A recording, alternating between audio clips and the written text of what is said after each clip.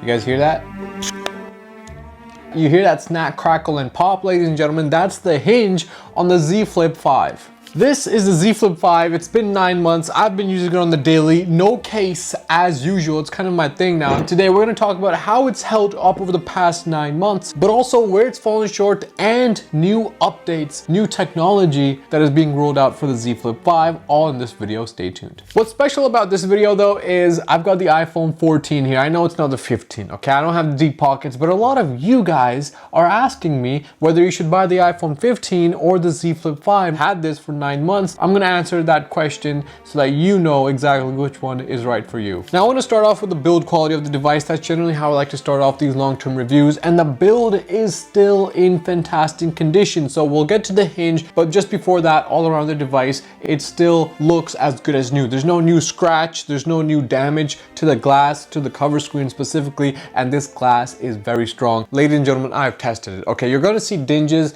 and damage on the hinge specifically. So if you can kind of see those scratches there, oh yeah, you can see that. And that's from me straight up dropping the phone on a road, like literally on a road out of my car window. Okay, so there was a circumstance and the bezel got damaged, but the screen is still in perfect condition. Not a single scratch anywhere on the inside display. And even though this inner display is like soft, it's not like one of those super hard glass displays, obviously, because it's really thin glass. It still has held up incredibly well, which is phenomenal. More than that, let's talk about that screen protector that you get with the device kind of added on. It's still added on. I didn't take it off. It's gone through both warm and cold temperatures. The screen protector is still adhering to the screen incredibly well. I haven't had to change it. I haven't had any peeling or any kind of air bubbles. Not on the edges, but also not on the actual crease itself. So there's no sort of lifting when it comes to the screen protector on the crease. So let's talk about the crease. Has the crease over the 9 months increased in size? No. And that's the same way for the Z Flip 4 as well. So that was pretty good quality crease as well. So the crease has not increased in size. It has not discolored either. I know that's one of the big issues where the crease is starting to turn a little bit yellow and discoloring. None of that has happened at all. There's also no green lines on the crease itself. So you're not noticing any sort of dead pixels or any sort of lines that are going through the crease because again, there's no damage and no change in the crease itself. Now, what has changed when it comes to the build quality, and I don't know exactly what part of the build, to be completely honest, is the sound the hinge makes and also kind of that feeling you get. So it's still really tight. Like I can, you know, there's very little shake. There is some shake and that's actually normal. It's supposed to shake just this much, literally. You see that? That's normal. That's absolutely normal. So a little bit of shake is fine, but it's not supposed to shake like crazy, okay? And it's also not supposed to be super tight. And so it does get a little bit loose after, you know, you first unbox your phone, but it still is easy to hold in almost every position and it doesn't shake too much. I can still like obviously force it if I wanted to, but it's still a tight hinge. So the hinge feedback is still, I mean, it's this satisfying. Right? It's still satisfying. It still has that metallic close, and when I close it, it doesn't just randomly open or swing around. It's still tight. But there is a little bit of a crackle and pop when it comes to opening and closing the hinge that wasn't there when I opened the phone for the first time. And so 9 months later, there's been an accumulation of dust, of dirt and grime that has gotten into the hinge. Now, they have added these newer edges. So these new edges actually have some, like they don't have brushes anymore. They had brushes on the Z Flip 4, but these new edges have this plastic bit that's right on the edge, right there. And that's supposed to protect from dust and grime from getting in behind the screen, which is very susceptible to. But in all honesty, it hasn't gone too bad. The Z Flip 4 was actually worse. So this addition that they made with this plastic bit on the edge has actually protected the phone a lot better than the Z Flip 4. So the build quality is pretty good. It's fantastic. It hasn't really degraded in any measurable way over the past 9 months, but there is a major change that I have noticed when it comes to the Z Flip 5. I'm talking about the wow factor. These days, you cannot court a lady by flipping open your phone and closing it. They've seen enough, they've moved on. So it's not a neck breaker anymore. People have become used to the Z Flip 5. They've become used to flip devices, even from Razer and all these other brands. So it doesn't have that wow factor it did last year.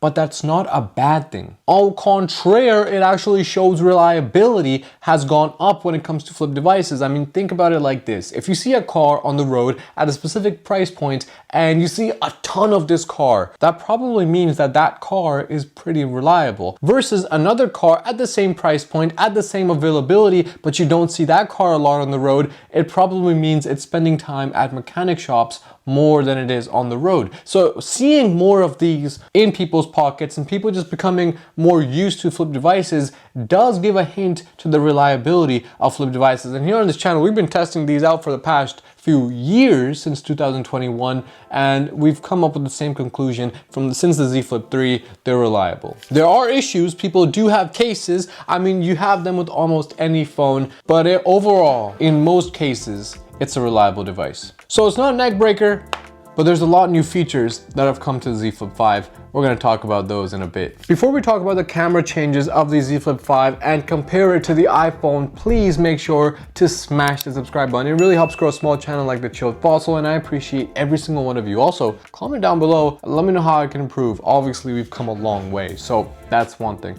Also, if you want, you know what, I'm not going to plug my wallpapers. This is a cool wallpaper. I'm not going to plug it. I know I'm not supposed to do that, but screw the wallpapers, ladies and gentlemen, because you have generative AI on the Z Flip 5 now. You can make your own wallpaper, okay? I gotta get my people back to the sweatshop. We gotta go into ZFLIP, you know what I mean? And we're gonna put out something way cooler. So hold off on the wallpapers for now. And if you already bought a wallpaper, you'll get the new ones as well. So don't worry about that. But we're gonna talk about generative AI in just a little bit and how you can get really cool wallpapers on your Z Flip 5. And it's a new feature, so check that out. Also, I have an Instagram at Chilled Fossil and a TikTok. So if you're interested in cool gadgets and new tech for like shorter form reviews, definitely check those out. Helps me out. This video is sponsored by Aura. I just did a Google search for my name and address, and it shows up with not just my name, but all my family member names, my phone number, and my date of birth. And if seeing your data online for sale like this doesn't make you uncomfortable, I don't know what does. Data brokers are basically selling your information to literally anyone who wants to pay for it. That includes scammers, spammers, and hackers. And that's why I've been using Aura, the sponsor of today's video. Aura shows me which data brokers are selling my information and automatically submits opt-out requests on my behalf. And cleaning up my information not only helps reduce the amount of spam emails and phone calls that I get, but also it removes information that hackers have access to. AT&T revealed that over 73 million customer records, both existing and former customers, were released on the dark web. They recommend those affected use strong passwords, monitor account activity, and consider credit freezes or fraud alerts from credit bureaus. The cool thing is that Aura does all of this for me, and I don't have to download several different apps with different prices and manage different passwords for all of them. Obviously, I value my privacy, and if you value yours, check out aura.com/chilledfossil for a 2 weeks free trial. Use all of their features and see where your data has been online. I've also got it linked down in the description below, so definitely check them out and start your free trial. Once again, a big shout out to Aura for sponsoring this video and helping me browse safely online. On with the video. Let's keep it moving. Before talking about those new features, AI and whatnot, and what you can do now that you couldn't do last year, I just want to kind of go back to the iPhone. We have this lonely baby sitting here on the table. Let's talk about cameras. Okay, so the camera on the Z Flip 5, look, what do you want me to say? What? You know, when I first opened the device, I first reviewed the device 1 month later, it was not a great camera. It's just not a great camera. It doesn't compare to the S24 or the S23. It doesn't compare to the iPhone 14 or the iPhone 15. So the camera on the Z Flip 5 takes good pictures if you have a lot of lighting. So if it's like, you know, very daytime outdoors, you have, you know, the sun, you'll get pretty good pictures. But as soon as you come indoors, your pictures are going to noticeably degrade. I made some chili chicken the other day. I took a picture of it. I swear it was good. I swear it was appetizing. I promise, okay? But it just doesn't come off as appetizing on the Z Flip 5 because these pictures come out grainy, and there's that grain that you get from indoors. But also if you got outdoors and it's just a little bit cloudy or there's just a little bit of overcast, you're still going to see that grain in your images. And it's pretty annoying because it's just there. It's like pretty noticeable on any other device. S23 Ultra, iPhone 14, iPhone 15, you're not gonna have that grain. Your image quality is gonna be much sharper. It's gonna be much nicer. And so if Camera is really important. You know, put it down, put the Z Flip 5. We're gonna talk about camera updates in just a bit, so you know, put it on the side for now. When it comes to build quality and camera quality, in those two areas, the iPhone is going to be the Z Flip 5. I mean, there's just no way around it. Yes, it doesn't flip, right? You can't flip this, but that just means that it's a much more solid device. So if you're also thinking about long term, you know, not just 1-2 years, you're keeping something for 3, 4, 5 years, go with the more solid device, whether it's the iPhone or the S23s or the S24s. If you're also thinking about camera, and that's really important, especially if you're keeping a device for long term, you want the best camera you can get because you're not going to be upgrading for a while. Go with the iPhones or the S23 or the S24. Hold off on the flips for now, unless there's a few changes made on the Z Flip 6. We're going to talk about that in just a second. All right, relax. Okay, so that's kind of where the comparison with the iPhone ends. I don't want to talk about the iPhone too much on this video because next we're going to talk about battery. But even though the battery does degrade, and we see that with every single device, it hasn't really impacted my day-to-day usage. Generally, I have to charge this once a day at least. Now that has changed since the first time I unboxed the device because I almost never had to charge the phone throughout the entire day, but my usage has actually increased. I'm doing a lot more now, and therefore I'm on my phone a lot more. I actually downloaded Zoom, and so I'm doing Zoom calls on this, which is very taxing on the battery. And so even with that higher end productivity that I've got going on, I can still get out the entire day without thinking too much about charging my device, mainly because I charge it in my car. So I wake up with 100% and I leave to the city, and so during that entire drive I'll have this connected to my car, it's charging, and so by the time I get to work I still have 100%, and in that way I can easily get throughout the entire day without looking for a public outlet. I don't need any of that garbage, okay? So I can easily charge in my car, you know, have it charging in the daytime, and then in the evening when I'm driving back I put it on charge again, and that's more than enough. So although battery does degrade with every single device, it hasn't impacted me to the point where it's noticeably changed my daily routine. I've still been able to keep it moving throughout the entire day. And I do want to give a hat tip, I guess, to the charging times. It does charge pretty quickly. It goes from like 10% to 50% in like 15 minutes. Okay, so it is a pretty fast charging device, but the low end drain does speed up. This is like trademark of all Samsung devices. When it comes to low end drain, if you have 20%, it'll start dropping pretty quickly compared to if you have 80%. So at 80%, it'll go down slowly and then it gets faster and faster and faster.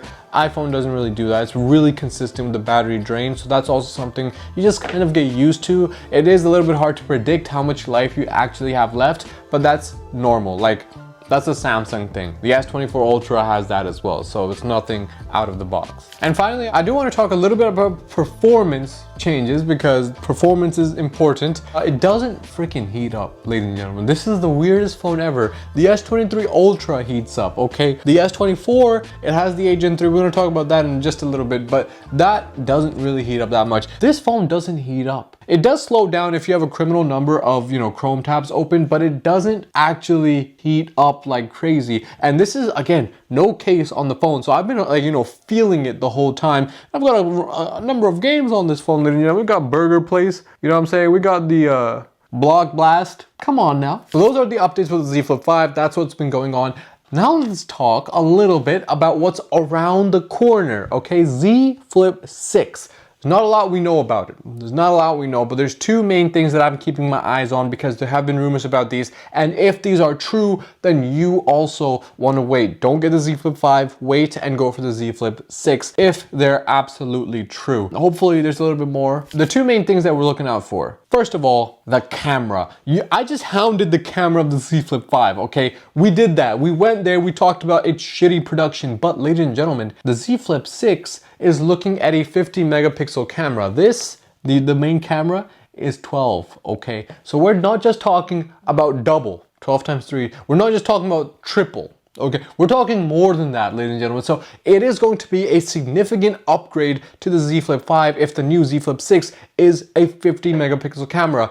May be significant enough to compete with the likes of the iPhone. So if the camera is your primary area of concern between the Z Flip 5 or the Z Flip 6 and the iPhone 14 or 15, then I recommend you wait. just a little bit more until we have confirmed news about the Z Flip 6 being 50 megapixel, because if it is, you're 100% going to want to wait for the Z Flip 6 to come out. So that's the first part you need to look out for. The second one is performance and battery, because there is a rumored almost true updates coming for the Z Flip 6. So what we're looking on the Z Flip 6 is a 4000 milliamp hour battery, which is only 300 milliamp hours more than the Z Flip 5. So it's not really a major upgrade, but they're also upgrading the CPU. It's getting a new Snapdragon 8 Gen 3. And what that means, it's that same processor that the S24 Ultra has. And that phone is absolutely phenomenal. It's both very efficient when it comes to battery usage, but it's also incredible in its endurance.